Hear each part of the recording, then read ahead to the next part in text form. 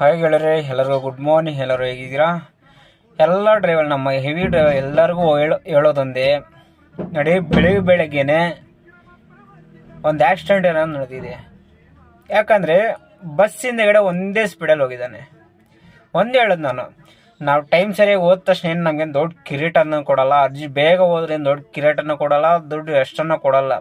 ಎಷ್ಟಿದೆ ಅಷ್ಟೇ ಕೊಡ್ತಾರೆ. ನಮ್ಮ ಪೋಟೋ ಡ್ರೈವರ್ಗಳು ಎಲ್ಲರೂ ಅಷ್ಟೇ, ಹೆವಿ ಡ್ರೈವರ್ಗಳು ಅಷ್ಟೇ.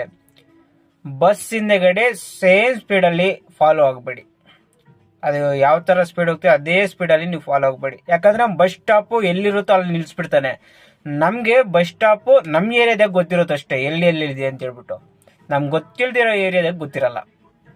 ಹಾಗಾಗಿ ಸ್ವಲ್ಪ ನೋಡ್ಕೊಂಡು ಬಸ್ ಹಿಂದೆಗಡೆ ಹೋಗೋ ಟೈಮಲ್ಲಿ ಸ್ವಲ್ಪ ನೋಡಿಕೊಂಡು ಹೋಗಿ. ಯಾಕಂದರೆ BMTC ಬಸ್ಸಿಗೆ ಹೋಗಿ ಗುದ್ಬಿಟ್ಟಿದ್ದಾನೆ ರಾಮಯ್ಯ ಹಾಸ್ಪಿಟ್ಲ್ ಹತ್ರ.